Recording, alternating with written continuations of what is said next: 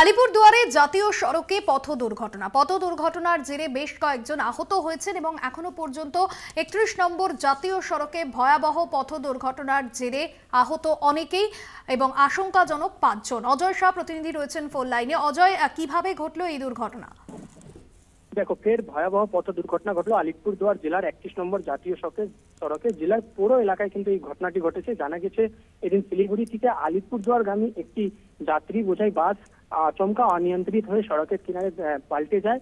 এই ঘটনায় বাসে থাকা প্রায় ২০ জন থেকে বেশি যাত্রীরা আহত হয়েছে। ঘটনার খবর পেয়ে ঘটনাস্থলে পৌঁছায় কালচিনি থানার নিমতি আউটপোস্টের পুলিশ। স্থানীয়দের সহযোগিতায় কিন্তু তাদেরকে উদ্ধার করে আহতদের কালচিনির উত্তর লতাবাড়ি ও আলিপুরদুয়ার জেলা হাসপাতালে পৌঁছানো হয়। জানা যাচ্ছে এই ঘটনায় প্রায় ২০ জন আহত হয়েছে, যার মধ্যে ৫ জনের অবস্থা আশঙ্কাজনক। বর্তমানে তারা জেলা হাসপাতালে চিকিৎসাধীন। ধন্যবাদ অজয়। অজয় শাহ আমাদের প্রতিনিধি ছিলেন ফোন লাইনে। ৩১ নম্বর জাতীয় সড়কে দুর্ঘটনা।